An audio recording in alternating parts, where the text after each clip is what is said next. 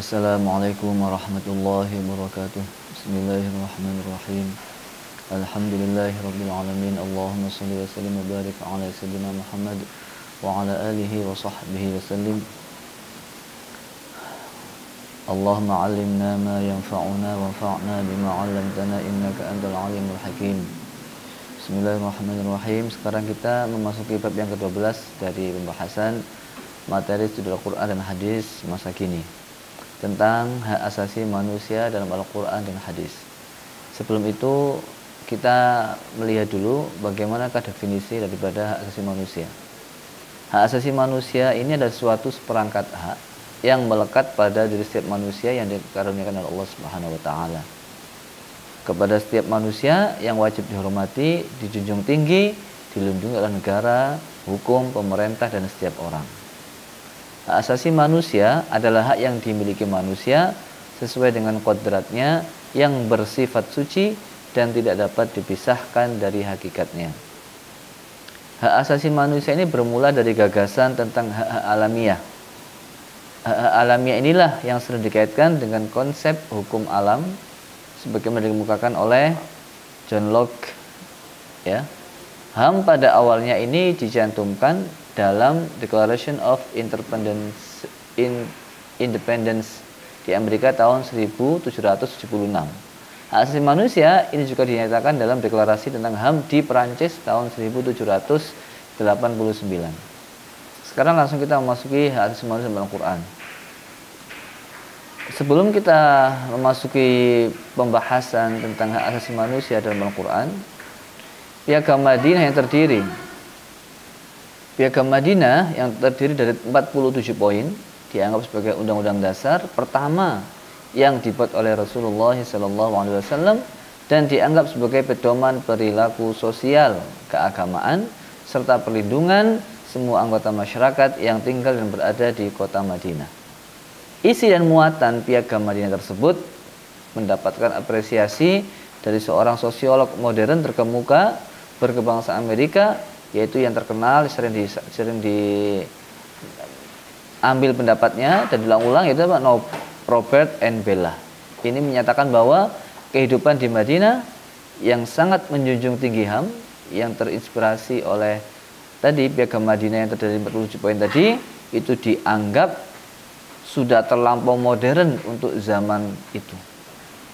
Adapun ajaran pokok dalam Piagam Madinah adalah yang pertama, interaksi secara baik dengan sesama, baik penduduk Islam maupun non-Muslim. Kedua, saling membantu dalam menghadapi musuh bersama.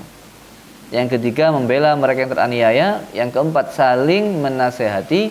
Dan yang kelima, menghormati kebebasan beragama. Satu dasar itu yang telah diletakkan oleh Piagam Madinah sebagai landasan bagi kehidupan bernegara untuk masyarakat majmuk di Madinah.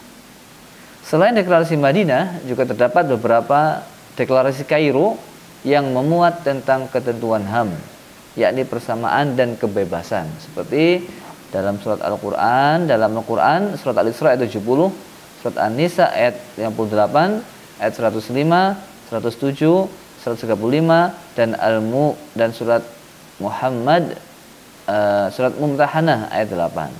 Kalau tentang hak hidup, surat Al-Maidah 45, Al-Isra ayat 33. Hak perlindungan diri, surat Al-Quran, surat Al-Balad ayat 12 sampai 17 atau ayat 6. Hak kehormatan pribadi, surat At-Taubah ayat 6. Hak keluarga, surat Al-Baqarah ayat 221, surat Ar-Rum ayat 21, surat An-Nisa ayat 1, surat At-Tahrim ayat 6. Hak tentang kesetaraan wanita dan pria, hak kesamaan wanita dan pria, Al-Quran surat 228, Al-Baqarah ya, surat Al-Baqarah ayat 228 dan surat Al-Hujurat ayat 13. Tentang hak anak dari orang tua, surat Al-Baqarah ayat 233 dan surat Al-Isra ayat 23 sampai ayat 24. Selanjutnya hak mendapatkan pendidikan dalam Al-Quran surat Taubah ayat 122, surat Al-Alaq ayat 1 sampai 5, hak kebebasan beragama surat Al-Kafirun ayat 1 sampai 6, surat Al-Baqarah 136 dan Al-Kahfi ayat 29. Adapun mengenai hak kebebasan mencari suaka surat An-Nisa ayat 97, Al-Mumtahanah ayat 9, hak memperoleh pekerjaan surat At-Taubah ayat 105, Al-Baqarah ayat 86, surat Al-Mulk ayat 15. Hak memperoleh perlakuan yang sama, surat Al-Baqarah ayat 275, 278, surat An-Nisa ayat 191, surat Al-Imran ayat 130. Hak kepemilikan, surat Al-Baqarah ayat 29 dan An-Nisa ayat 29. Dan hak toharoh, ya, surat Al-Mumtahana ayat 8. Ayat-ayat di atas secara tematik dapat menjadi konsep-konsep utama Al-Quran tentang HAM yang dapat diperluas lagi. Jadi gambaran di atas, deklarasi Madinah maupun deklarasi Kairo menunjukkan betapa besarnya perhatian Islam terhadap HAM yang dimulai sejak Islam ada. Dari sini kita mengetahui Islam tidak membeda-bedakan latar belakang agama, suku, budaya, sosial, dan sebagainya. Langsung saja kepada hak hidup. Hak hidup Al-Quran, ini Allah berfirman, surat Al-Baqarah 179, A'udzubillahi minasyaitonirrajim. Walakum fil qisasi hayatun ya ulil albabi la'allakum tattaqun. Nah, di syaratnya qisas dalam Al-Quran itu sebagai bentuk menjaga kehidupan seseorang. Artinya seorang punya hak hidup. Karena kalau sampai haknya diganggu, maka dia juga harus dibunuh sebagai hukuman jera bagi pelaku pembunuhan. Karena kalau orang membunuh gak di qisas, maka nyawa orang akan melayang. Oleh karena itu hak hidup oleh Allah dilindungi. Ya, situ. Sama dalam Al-Quran surat yang lain juga sama. Allah berfirman, "Wala taqtulun nafsal lati harramallahu illa bil haqq." Jangan bunuh orang, ya, yang diharamkan haknya sama Allah. Ya, kecuali dengan hak. Dzalikum wassaqum bihi la'allakum ta'qilun. Ini adalah ayat yang berbicara tentang hak hidup. Semua orang punya hak untuk hidup. Mengenai tersebut, Imam Al-Baghawi menjelaskan bahwa membunuh orang lain, baik muslim maupun non-muslim tanpa dasar yang benar, itu diharamkan dan tidak dibenarkan dalam Islam. Imam Al-Qurtubi juga menjelaskan bahwasanya Allah Subhanahu wa taala dengan tegas membunuh orang lain, baik mukmin maupun non-mukmin tanpa hak. Yang kedua, hak berkeluarga. Allah berfirman, A'udzubillahi minasyaitonirrajim. وَمِنْ آيَاتِهِ أَنْ خَلَقَ لَكُمْ مِنْ أَنْفُسِكُمْ أَزْوَاجًا لِتَسْكُنُوا إِلَيْهَا وَجَعَلَ بَيْنَكُمْ مَوَدَّةً وَرَحْمَةً إِنَّ فِي ذَلِكَ لَآيَاتٍ لِقَوْمٍ يَتَفَكَّرُونَ. Nah, ini adalah hak orang untuk berkeluarga. Ya, manusia itu mempunyai keinginan untuk mendapatkan pasangan yang serasi dan cocok, lalu dilanjutkan dengan akad pernikahan, dan itu merupakan sebuah naluri setiap manusia. Selanjutnya, yang ketiga adalah hak memilih dan memiliki agama. Ini semua Allah dilindungi. Allah berfirman, A'udzubillahi minasyaitonirrajim. فأقم وجهك للدين حنيفا فطرة الله التي فطر الناس عليها لا تبديل لخلق الله ذلك الدين القيم ولكن أكثر الناس لا يعلمون. Ini hak orang untuk memilih dan memiliki agama. Allah juga berfirman, tidak boleh kita paksakan orang untuk memilih agama kita, dan kita nggak boleh membenci orang yang tidak beragama sama agama kita. Allah berfirman, A'udzubillahi minasyaitonirrajim. Walau syaa rabbuka la'amana man fil ardi kulluhum jami'a afa anta tukrihun nasa hatta yakunu mu'minin. Apa kamu itu benci orang sampai mereka beriman? Nah, tidak boleh. Allah menegaskan la ikraha fid din qad tabayyana ar-rusydu minal ghayy. Nah, jadi sudah jelas mana yang benar, mana yang tidak benar. Oleh karena itu tidak ada paksaan. Allah juga menyatakan walau sya'allahu laja'alakum ummatan wahidatan walakin liyabluwakum fima atakum fastabiqul khairat. Jika Allah berkehendak semua manusia agamanya satu, tapi Allah tidak. Allah berkehendak agar manusia itu memilih agamanya masing-masing dan sudah jelas agama Islam yang benar, dan Allah tunjukkan kepada manusia, kepada hambanya kebenaran Islam melalui ayat-ayatnya, kebesaran-kebesaran tanda-tandanya dan seterusnya. Selanjutnya hak memiliki harta. Allah juga memberikan kita untuk memiliki harta. Setiap individu punya hak untuk memiliki harta selama didapatkan dengan cara yang baik.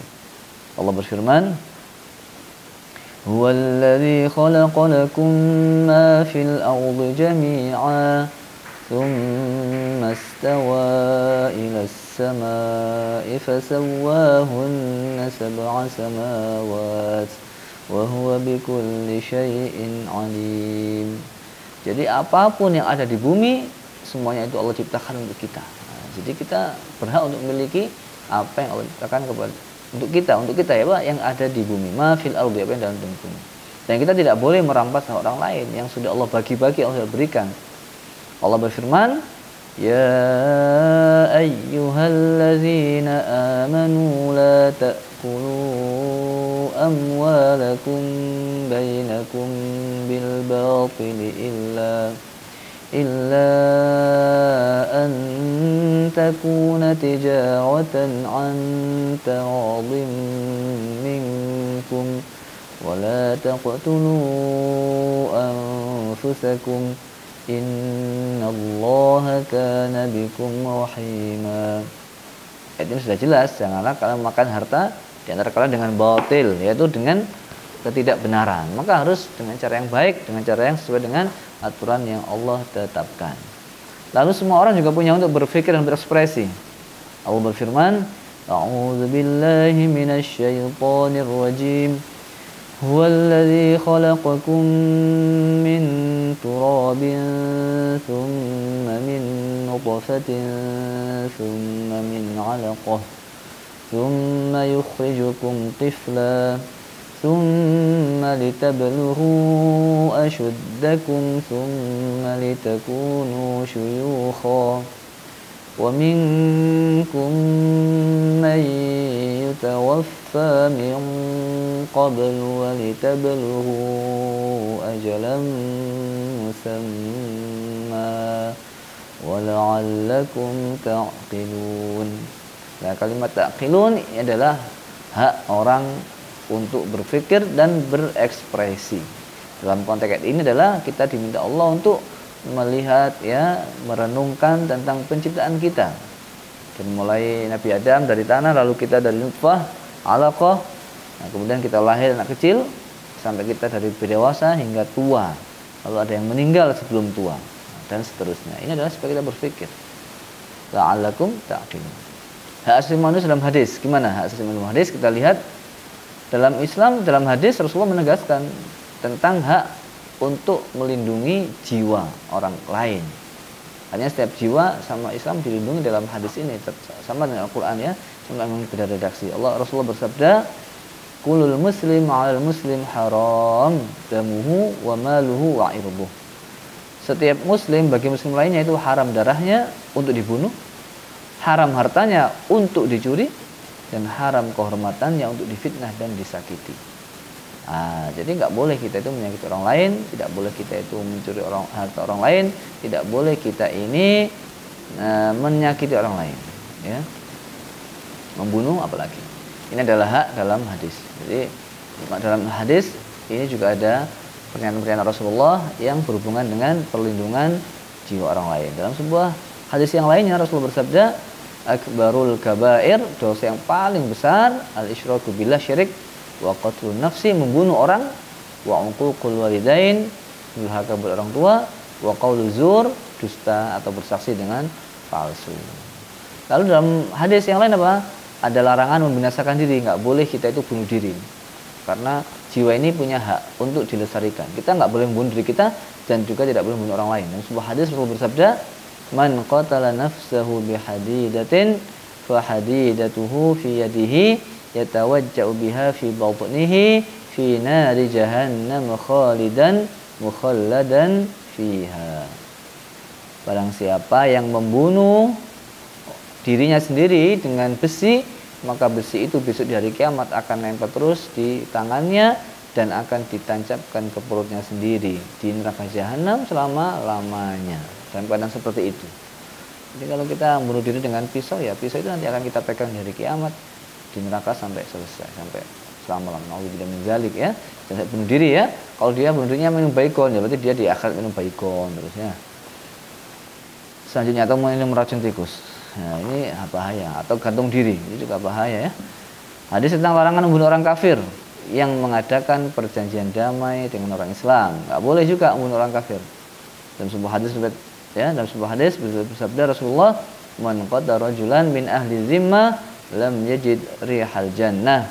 Siapa yang bunuh laki-laki tidak yang non muslim tapi dia punya perjanjian damai dengan kita, maka dia tidak akan menemukan bau surga. Dan bau surga itu bisa ditemukan dalam jarak perjalanan 70 tahun saking harumnya. Wa inna rihaha la yujadu min masirati sab'ina ama. Nah, saya kira demikian untuk materi kali ini. Sederhana ya, karena ini ya, kita agar tahu sesungguhnya dalam Islam ada hak asasi manusia yang harus dijunjung tinggi, termasuk hak menghormati orang lain dan apalagi sama muslim. Saya kira demikian. Terima kasih. Assalamualaikum warahmatullahi wabarakatuh.